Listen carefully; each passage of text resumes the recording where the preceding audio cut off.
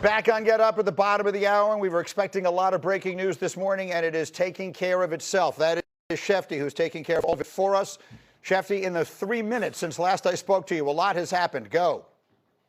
The New York Jets are trading for the former Pro Bowl safety Minkah Fitzpatrick, a 7th-round pick to the Miami Dolphins. The Jets get somebody who can call defensive signals for a 7th-round pick. It's the 7th-round pick this year that they own from the Los Angeles Chargers.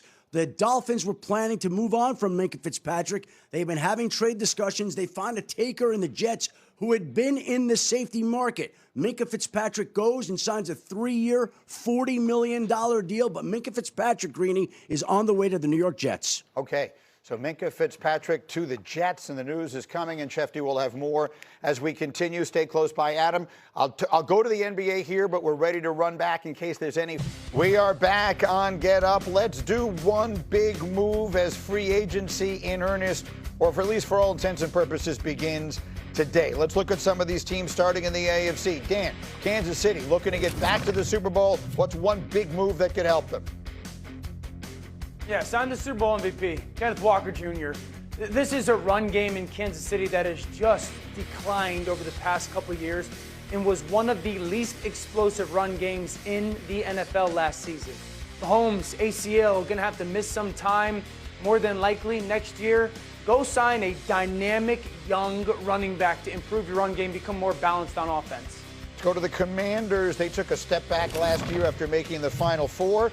What's something that might help them? J-Mac. I would like to see him bring Stephon Diggs home. Bring back a guy that is a veteran receiver on the outside and what he can do for Jaden Daniels. You're not expecting to sign him to a long-term deal, but you can bring in a Diggs and watch what he did for Drake May a year ago, over 1,000 yards and being a security blanket for a young receiver, a guy that you can trust that is short-handed, that will make big catches on 3rd down. And then finally, one I feel like we've been talking about forever, and finally the time is here. Graziano, Vikings, what are they doing about quarterback? I think I would go with Kyler Murray if I were them, and I think he's part of their calculus along with Geno Smith and maybe some other guys.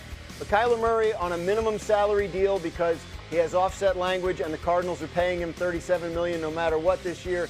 This feels like a good bet for a team in the Vikings position to make. They aren't fully ready to give up on J.J. McCarthy, but they also don't want to just sort of say, hey, J.J., you're our starter, you're our guy week 1. They want a veteran to come in and at least challenge him, if not beat him out. Schefter, take us through that. Let's start with Kyler Murray and the rest of the quarterbacks today. And is Minnesota a place that you're looking at?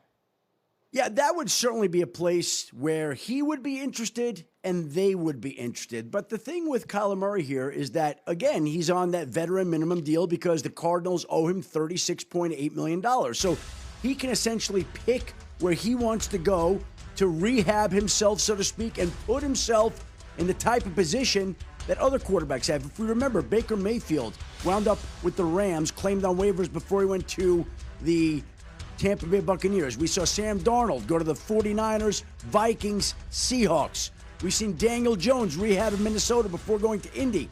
Kyler is looking for the right fit. And what he feels like he wants, he probably will have a good option to choose. But again, he's not officially released until 4 p.m. Eastern on Wednesday, when he can then go make a deal at that point in time. But help me with that and help a lot of the fans with that. Schefter, we all assume, I think fans all assume, despite the fact that he's not officially released until Wednesday, that at minimum these conversations begin the moment the Cardinals tell him, right? So they're talking right now. You'll be hearing things about him as soon as today, right?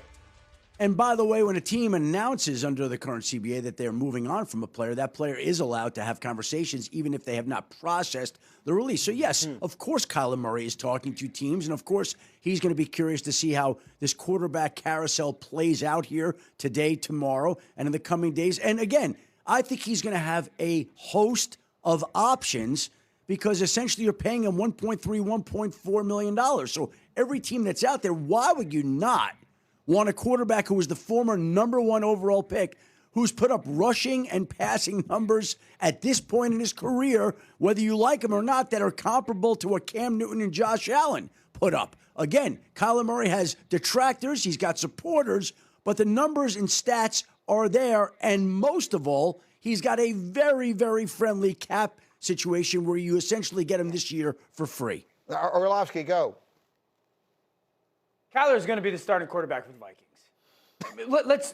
We can figure out, look at all this and sit there and say, he's going to be the next guy. If you're Kyler Murray and you're going to get released and you're looking at the landscape, where else would you want to go that even sniffs Minnesota?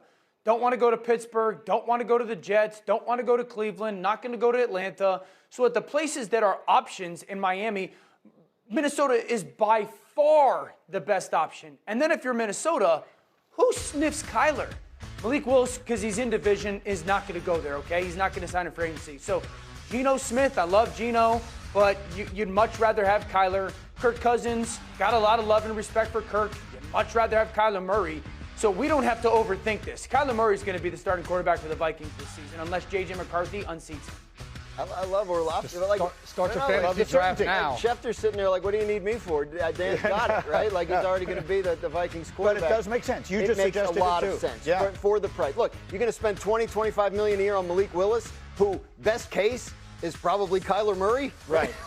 Or you're going to sign Kyler Murray for $1.3 million, and then maybe see if that helps J.J. McCarthy, or if you decide you want to move on from J.J. McCarthy. It makes so much sense, and I think the J.J. McCarthy of it all is interesting because you hear people say if they do sign Kyler Murray, that means J.J. McCarthy is done in Minnesota, and I think what Dan O just said is there's a chance that even if they do sign Kyler Murray, who's to say that J.J. McCarthy couldn't potentially beat him out? So I think all of that quarterback room will be very interesting getting Kyler Murray because with J.J. McCarthy, what he does with it all, his opportunity may be slimming, but it's still going to be there. And it may be a fun training camp to see those two actually go out there and compete and see who wins the job. Dan Orlovsky, you're an expert and I'm just a fan. But it feels to me like this Kevin O'Connell offense, which is the same, it's the offense that all these good teams are running right now. What the role of the quarterback is in that offense and what Kyler Murray does specifically well don't necessarily feel to me like they are the same thing. Help me understand that fit. 100% accurate. Kyler Murray's a playmaker. The offense in Minnesota needs a point guard.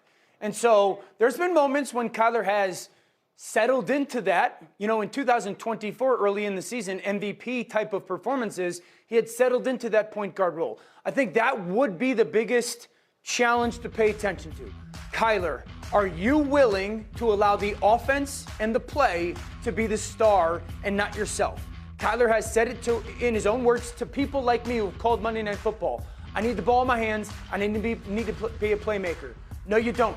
Not for Kevin O'Connell. You need to have Justin Jefferson be the playmaker, and T.J. Hawkinson be the playmaker, and Jordan Addison be the playmaker. And so if Kyler's willing to do that, Kyler is just as talented as a passer as Sam Darnold, and we watched what he did in Minnesota. So there's a lot to like. Kyler's going to go to Minnesota. He's going to start. And that's the thing. J.J. McCarthy was drafted in the first round. And what